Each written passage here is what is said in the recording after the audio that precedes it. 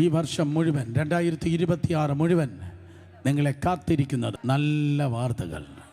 അതാര് പറഞ്ഞാലും നല്ല വാർത്തകൾ. കെട്ട വർത്തമാനം പറയുന്നവൻ്റെ വായ അടച്ച് നിങ്ങളെ കാത്തിരിക്കുന്നത് നല്ല വാർത്തകൾ.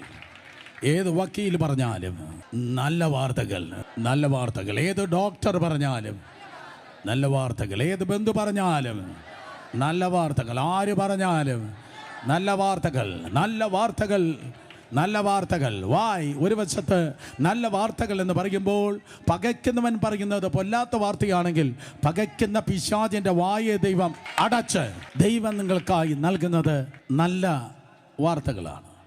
ന്യൂസ് മീഡിയയിൽ തുറന്നു കഴിഞ്ഞാൽ നിങ്ങൾക്ക് ലഭിക്കുന്നത് മോശം വാർത്തകളാണ്.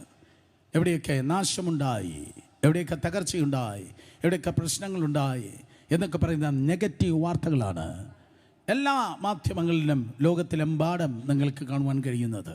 ഇന്ന രാജ്യം മറ്റൊരു രാജ്യത്തെ അത് ആക്രമിച്ചു, ഇൻവേഡ് ചെയ്തു, അവിടുത്തെ പ്രസിഡൻറ്റിനെ പിടിച്ചു, എന്നിട്ട് സ്തോത്രം തങ്ങളുടെ രാജ്യത്തേക്ക് കൊണ്ടുവന്നു ആൻഡ് സോ ഓൺ.